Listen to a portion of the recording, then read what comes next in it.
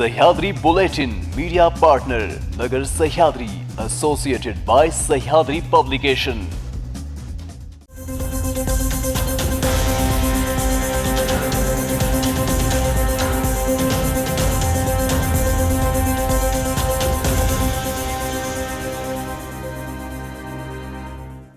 दर्शको नमस्कार, मी दिशा न्यूज 24 सह्याद्री मध्ये तुमचं स्वागत। पाहूया देश विदेशासोबत राज्यातील महत्त्वपूर्ण बातम्यांचा आढावा सह्याद्री बुलेटिन मध्ये। प्रेम संबंधातून नांदेडच्या सक्षम ताटे या तरुणाची हत्या झाली। सक्षम हा अवघ्या 20 वर्षाचा होता। आचल मामाडीवर आणि सक्षम यांच्यात गेल्या 3 वर्षापासून प्रेम संबंध होती, मात्र आचलच्या कुटुंबियांचा याला जोरदार विरोध होता। आचलच्या भावाने सक्षमला आचल पासून दूर राहण्यास सांगितले होते। आचलच्या कुटुंबियांची आणि सक्षमची गुन्हेगारी पार्श्वभूमी होती। सक्षमवर अनेक गुन्हे दाखल होते। हेच नाही तर त्याच्यावर तडीपाराची कारवाई करण्यात आली होती। स्थानिक स्वराज्य संस्थेच्या निवडणुकीत स्थानिक पातळीवर सर्वच राजकीय पक्षांची राजकीय खिचडी दिसली। राजकीय समीकरण जुळवून आणण्यासाठी विरोध आणि सत्ताधाऱ्यांची मनं जुळल्याचं दिसून आलं। त्यातच राष्ट्रवादी काँग्रेसच्या दोन्ही गटातील अनेकांनी या निवडणुकीत जमाईची भूमिका मांडली। पण या शक्यतेला राष्ट्रवादी काँग्रेस शरद पवार गटाचे पुण्यात शहराध्यक्ष प्रशांत जगताप यांनी कडाडून विरोध केला। त्यांनी थेट राजीनामा देण्याची भूमिका मांडली। त्यानंतर आज ते शरद पवार यांच्या भेटीसाठी दाखल झाले। त्यानंतर दोन्ही राष्ट्रवादी एकत्र येण्याबाबत काय निर्णय होतो याकडे सर्वांचं लक्ष लागलं आहे। तर या बैठकीनंतर प्रशांत जगताप हे माध्यमांसमोर आले आणि त्यांनी या विषयाची महत्त्वाची माहिती दिली। नाशिक सिंहस्थ कुंभमेळा आता अवघ्या 10 महिन्यांवर येऊन ठेपला आहे। हा कुंभमेळा सुमारे 21 महिने चालेल। यामध्ये अमृत स्नान आणि इतर धार्मिक विधी पार पडतील। यावेळी लाखो साधू संत आणि तितकेच भाविक भक्त येण्याची शक्यता आहे। त्यामुळे नाशिकमध्ये पायाभूत सोयी सुविधा उभारण्याचे काम प्रगतीपथावर आहेत। त्यासाठी कोट्यावधींची निधीची तरतूद करण्यात आली आहे। पण तपवण येथे साधूग्राम उभारण्यासाठी 1800 झाडं तोडण्यात येणार असल्याची माहिती वाऱ्यासारखी पसरली आणि मग त्या विरोधात मोठं आंदोलन उभं ठाकलं। या वृक्षतोडीला स्थानिकांनी आणि विविध पक्षांनी विरोध सुरू केला आहे। या मुद्द्यावरून काँग्रेसने राज्यातील प्रमुखांवर जिव्हारी टीका केली आहे।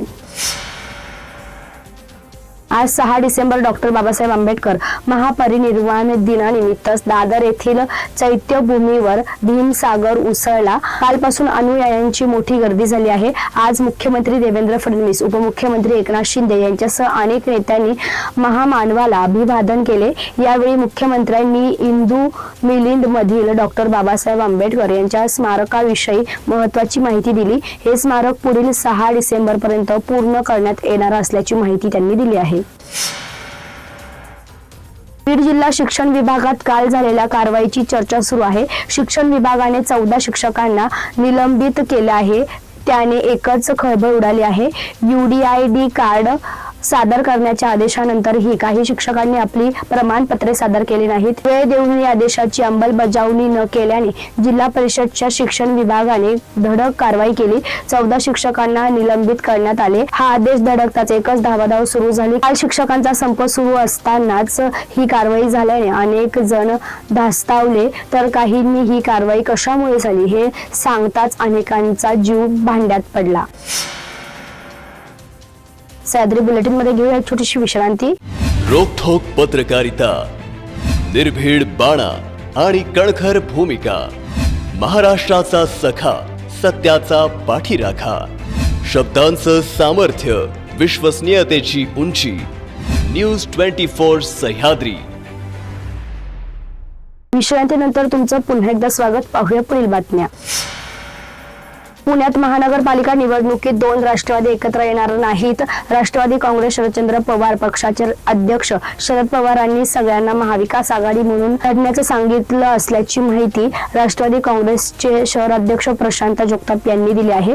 सगळ्यांना महाविकास आघाडी म्हणून लढायचं सांगितलं आहे। त्यासाठी तयारी करा म्हणून देखील शरद पवारांसाठी सांगितलं असल्याचं जगतापांनी म्हटलं आहे।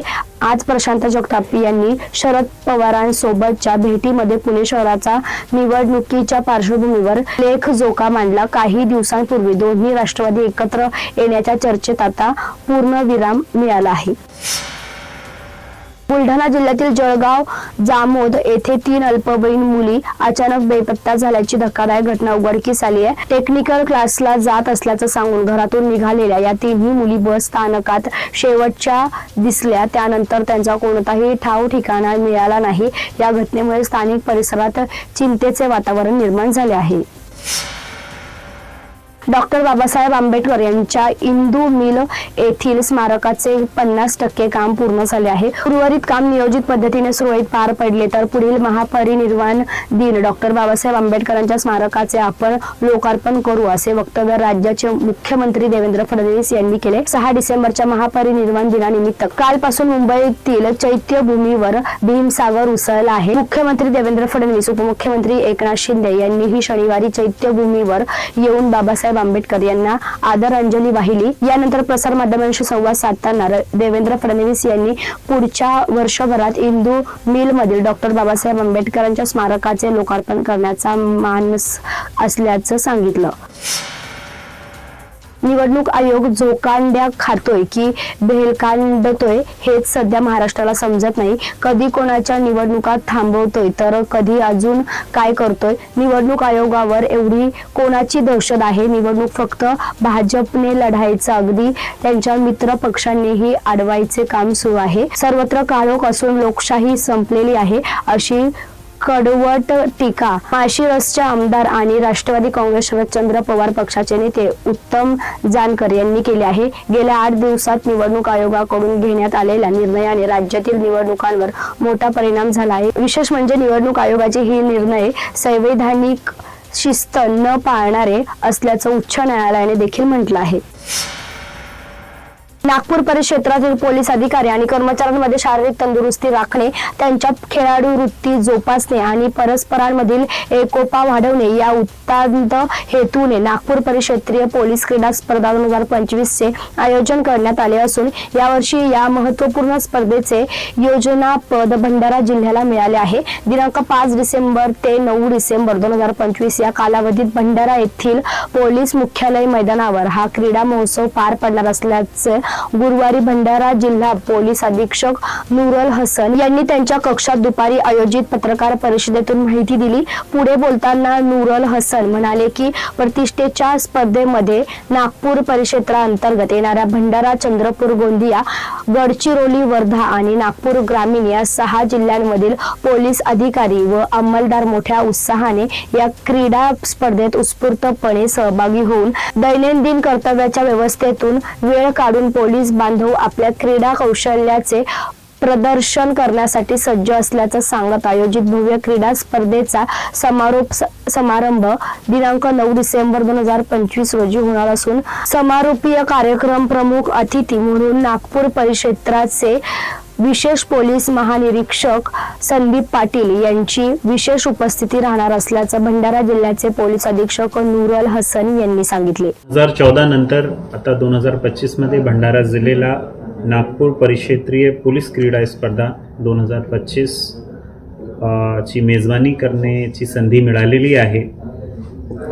5 तारीख पासून 9 तारीख पर्यंत नागपूर परिक्षेत्रीय पोलीस क्रीडा स्पर्धा भंडारा पोलीस ग्राउंडवर होणार आहे. या स्पर्धेमध्ये भंडारा, चंद्रपूर, गोंदिया, गडचिरोली, वर्धा आणि नागपूर ग्रामीण असे 6 जिल्ह्याचे सुमारास 1000 खेळाडू, पोलीस डिपार्टमेंटचे खेळाडू पार्टिसिपेट करणार आहे.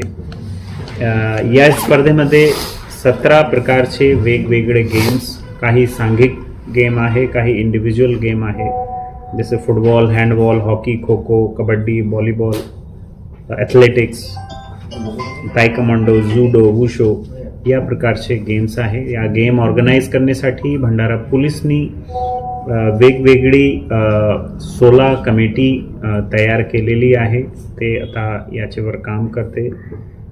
या पूर्ण क्रीडा स्पर्धाचा समारोप समारंभ 9 तारीखला होणार आहे. पोलीस डिपार्टमेंट 1000 खेळाडू च्या स्वागत करण्यासाठी आणि त्यांचे प्रत्येक प्रकारच्या आयोजन करण्यासाठी भंडारा पोलीस तयार आहे. सह्याद्री बुलेटिन मध्ये आपण इथेच थांबतोय, मात्र तुम्ही पाहत राहा न्यूज 24 सह्याद्री.